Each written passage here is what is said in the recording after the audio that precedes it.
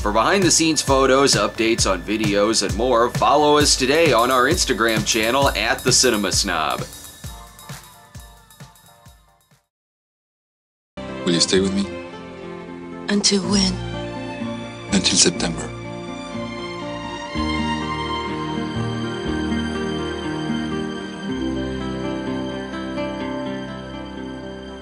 Ah, what? Yes, in the tradition of Windy City and Independence Day '83, it's finally happened. The forgotten melodrama won on our Patreon poll by a fairly decent amount, too. It wasn't even a tight race last week. It stayed in the lead the entire time. But the best part of the melodrama winning will always be the comments of, huh? What the hell? The damn melodrama's winning? Time for another Windy City. Oh, if only this were another Windy City. Do you think this is gonna be just some hard drama that'll immediately escape from your head?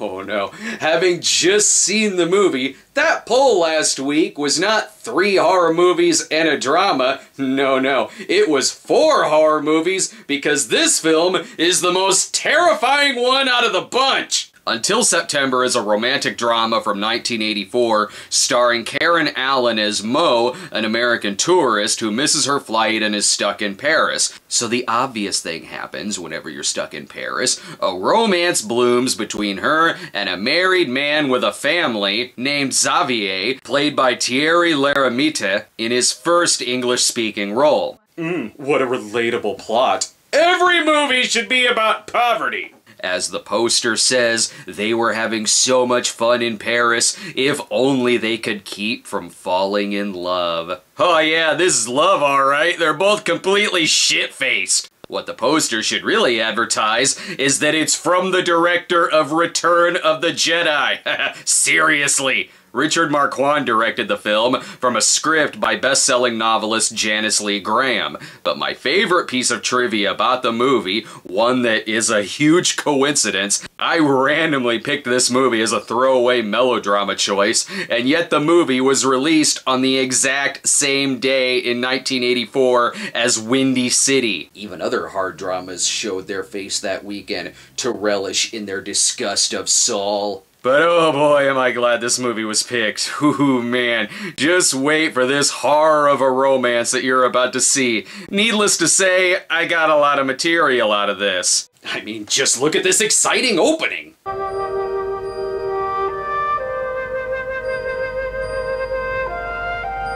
Okay, well, I guess maybe not everything is exciting.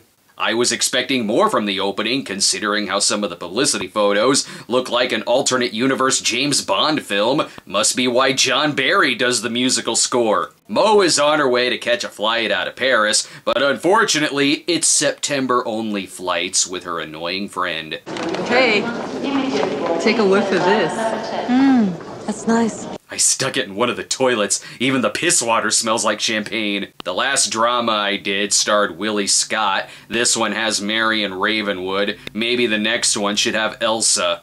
Unfortunately, she misses her flight. She shouldn't have used her last magic ball from Starman on a free latte. Then we meet Xavier and his wife, and they both seem... well...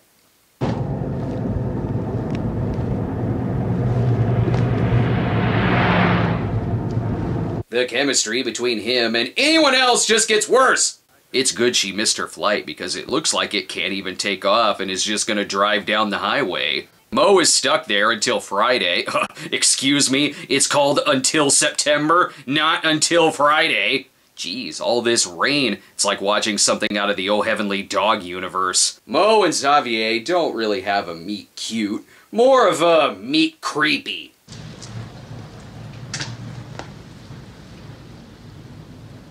Vous cherchez quelque chose? You're Hannibal Lecter, aren't you? Mo wants to stay in the apartment that one of her school friends lives in, and this is the same building Xavier lives in. Thank God you speak English. But she's on vacation. She'll be back in September. I believe you mean she won't be back until September! He could give her directions to a hotel, but it's much more fun to watch her ask in the rain. Are there any hotels around here? Yes, there's one at the end of the street. You could have told me this inside where it was dry. Mo is mainly here just to try out her anti-France stand-up routine. I don't understand the French. They're rude, arrogant, totally unhelpful. They act as if the inability to speak French is a kind of disease. And that's when he leads her to a dumpster and tells her it's the hotel. Well, here you go. It was only about 100 feet from you. You should have noticed it. Anyway, enough of my complaining about the French. Let's flirt randomly. You have the most beautiful eyes I've ever seen. Yeah, sure. Those are the eyes Dr. Loomis and Quint warned us about in 2 separate movies. Mo's got family back in Missouri. You can tell it's Missouri because of the St. Louis Cardinals shirt. Otherwise, I wouldn't have believed you. I see this being important. Hemos is bringing in 20 new seedlings, and I promised that... You did tell me you wrote it down. I did. Yes! See? Hot. I like that her sister isn't sure if the conversation is over. Okay, bye-bye. Bye. Ah, never mind cutting back. Let's keep going in Missouri. Where is she? Paris. Where's that? Well, it's where they make rabbit stew, like what we're gonna do with Harvey tonight. Your pet rabbit's dead, kid. But good news, she's allowed to stay at her friend's place. But bad news, she has to go on a dinner with Xavier. By the way, you have the most beautiful blanket I've ever seen in my life. Perhaps we should both be naked under it. The date starts out well. She wants to go to a fancy restaurant, and he insults her. The point is, I don't think we are dressed properly. What do you mean you're wearing a suit and... Oh, you mean I'm not dressed properly? No, it's okay. I'm sure they'll let us eat in the janitor's closet. Let me follow you in the subway and insult you some more. You're very rude, you know. I invited you to dinner, and you behave like a child just because you don't... Now let me cheat on my wife with you. Being creepy makes me even more charming. I've had a pretty rotten day. Have a heart. You're very pretty when you're angry. I gotta be choosy with the creepy music. It could really go anywhere in this film. I see you found the picture of my family. Will you sleep with me? Even the movie wants to skip their conversation and go right to her passed out on the couch.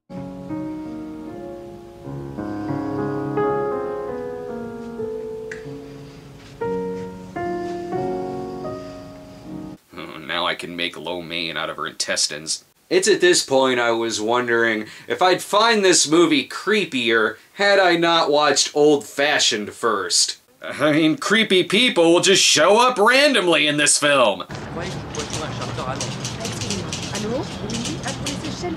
Who is that?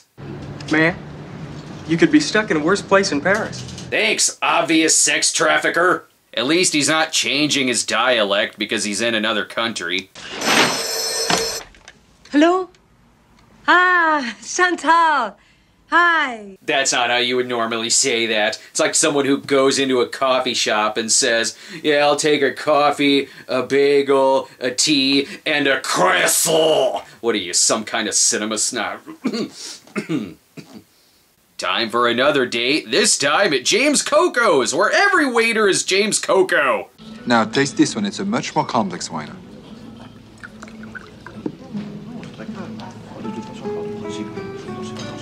If I want to see someone drink a lot of wine and cheat, I'll watch Sideways, thank you very much. Now go back to insulting her. This is unsurprising. He parks in a dark alley and kisses her while she sleeps.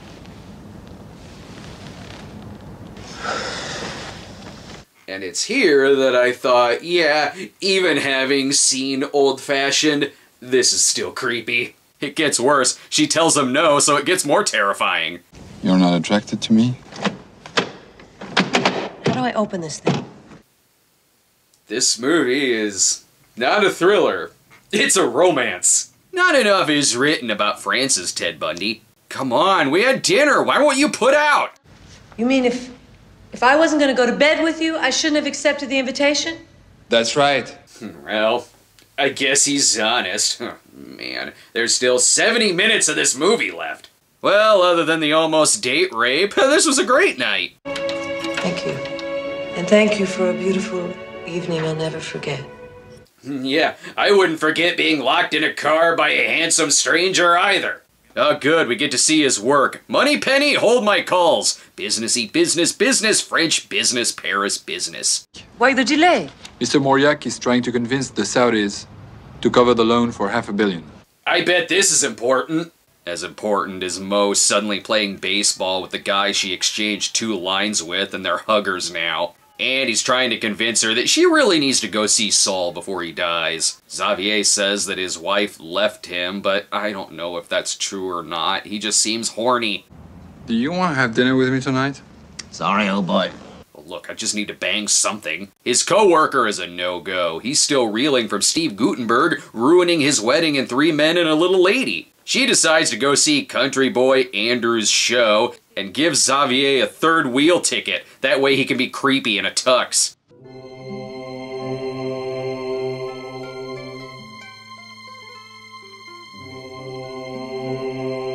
She looks as thrilled to see him as the creepy music is. I hope you all liked my piece. It's called Why Is There a Love Triangle in This? I need to point out that in the next scene where he follows her to a dance club, I did not add the song that they picked here. Is this movie becoming self-aware? Every breath you take is incredibly appropriate, but I don't know if it's for the reason the movie thinks it is. I'll just watch her dance with another guy and then leave. That's normal. She prefers it when I'm creepy. I'll just stand by my door and drunkenly wait for her to return. See, these moves are totally working. It causes them to, power hug.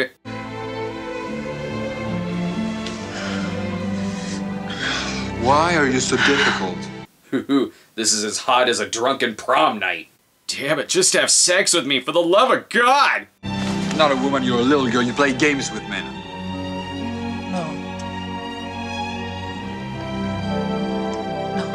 And then they, unfortunately, bang. There's a surprising amount of nudity in this film, but I'm distracted by them discussing things like bodily smells and whether he has a mistress. What's she like? She's 89 years old with a wooden leg and warts in her ass. The reason they're in such a good mood after sex is mainly because their movie is at least better than Moment by Moment and Endless Love. Sure, they could stay together for months, but don't they have jobs? Here, I'll give you a present in my own dickish way. That's for you. Okay. Actually, I bought it for someone else, but I'd rather give it to you. Smooth. Patrick Bateman's more genuine when he talks about Phil Collins. He needs to relieve his stress by strangling a hooker while Mo disposes of a severed arm she found behind the sink. Might as well leave. To the airport, Keith Hernandez! Get me to the nearest set of The Sandlot! While they both decided it was best for him to go to work and her to return to the States, the movie's only halfway over, so of course they both return to the apartment. Don't you have jobs? She's acting like being with Xavier is completely bumming her out. Understandable. I wonder how long she'll stay for.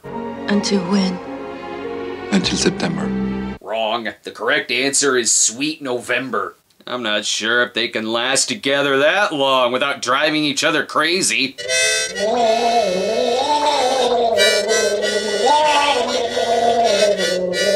September suddenly feels like a really long ways away. Now she can seduce him with wonderful stories about Missouri.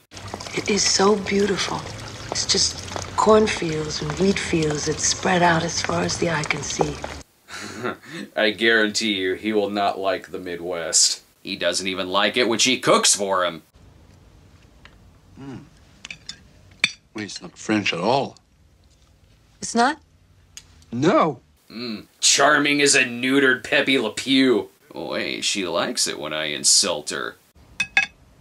You sure have a very funny way of eating. Maybe you should both just have sex and not say anything to each other at all. He seems embarrassed to be around her in front of the others in the building, or he just wants to hide the affair he's having, or he's worried Twist of Fate by Olivia Newton-John was going to start playing.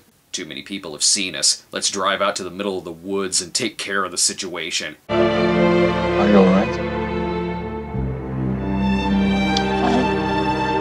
Enough with the sexy talk! A nice weekend getaway would do the trick. He had to pack an extra bag for his epic comb-over. And what the hell happened to country boy Andrew? And is her friend from the beginning wondering where she's at? And what was with this scene with the sister? Why are any of them in this movie to begin with?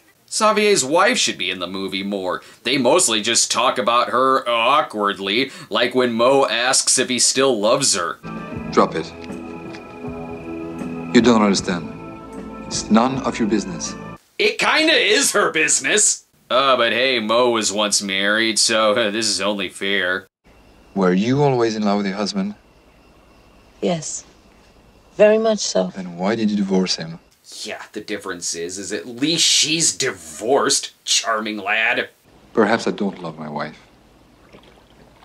But I need her, and it was in both our interests to get married and to stay married.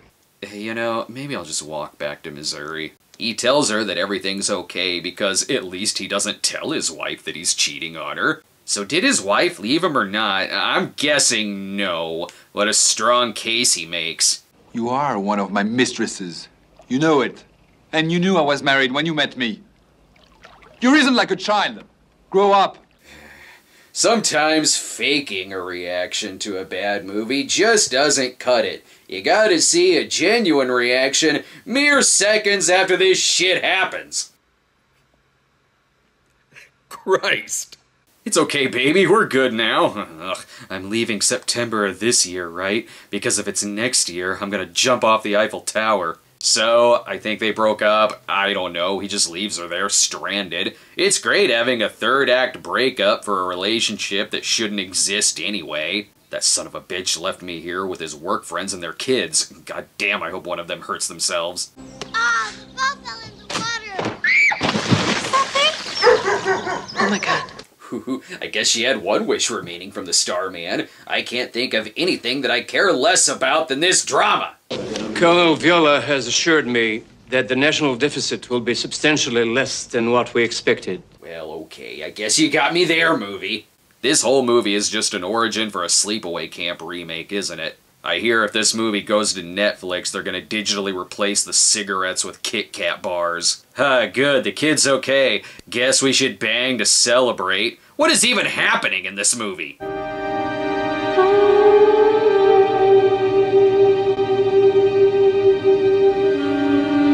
They clearly do not like each other! Oh, but they were having so much fun in Paris. Even after sleeping together, they look like they instantly regret everything they just did. It's far too soon to be redoing classic scenes from moment by moment. They kinda talk, though. How long have we known each other? Almost 3 weeks. Really? Felt more like 3 decades. I'm way off. Oh, right, I'm the sister. I forgot I was in this movie. Better answer the phone. Hi, Jenny. No, don't you worry about Harvey. He'll be fine. That's what Mommy said, but who's gonna take care of him? Your mom killed your rabbit, kid! Even Xavier's wife comes back, but do you know who doesn't? Andrew. He is never seen in the movie again. Why was he here to begin with? And let's not forget the serious drama with replacing her niece's rabbit. Jenny's rabbit ran away. She was real upset. Oh, too bad. This time I'm actually with him. I can't pretend to care about these subplots either. And a rabbit being in a movie like this makes me think it's gonna go into Fatal Attraction territory. It's then that Mo goes to get a rabbit from Larry Fine. Okay, appropriate. Is the rest of the movie just gonna be montage pondering, my God, something else happened?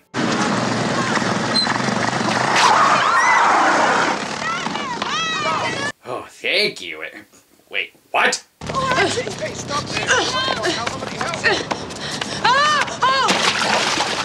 Why does this movie have an action scene? I guess she's leaving for New York the next day. Okay, I guess she's not stuck in Paris anymore. It seems like she can leave any time now. Plus, he has his wife.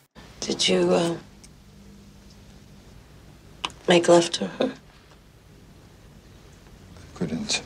But the point is, I tried. Now they make love and have a deep discussion about whether they really have to wait till September. No, stop, don't leave. I'm trying to tell you, I'm in love with you. No, you're not.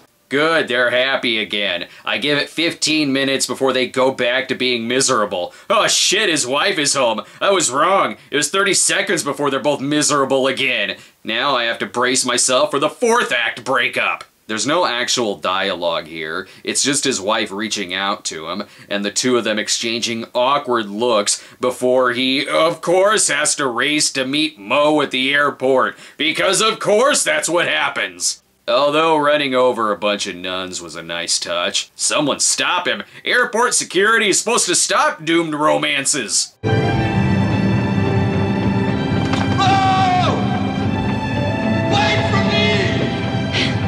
I want to see them end up together about as much as I want to see them sloppily kiss.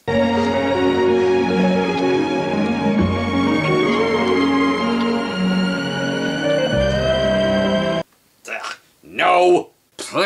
It's no wonder they didn't show the actual month of September. This couple isn't gonna make it 2 hours, let alone until September. This film is not one of those movies that was passable in the 80s but aged poorly. Oh no, as you can see, the movie wasn't received well at all. Dear Heavenly Father, what in the holy hell did they do to their eyes? Anyway, for all the unintentionally creepy things that happen all throughout the film, this was all also pointed out at the time of release, such as Roger Ebert's half-star review, which opens with, "I knew we were in trouble when she told him he had the most beautiful eyes she'd ever seen. His eyes looked more to me like the kind of eyes where when you turned up looking like that, the nuns sent you to see the school nurse." Oh damn, harsh. But it's true, this movie is hilariously awkward. It's like watching a cross between 50 Shades of Grey and French Kiss. The movie isn't a poorly made film. It has a look that's a notch above some of the other dramas I've done on here. And they do a good job with the editing of some sequences, despite the creepy undertones. Karen Allen is adorable and likable as always, but she's stuck in a romance that's like if she ended up with Frank Cross even if he didn't get Scrooged. Ooh, am I glad I watched this movie. These kinds of movies are like digging up a lost time capsule from a forgotten era, and you have no idea what in the hell you're gonna find inside of it.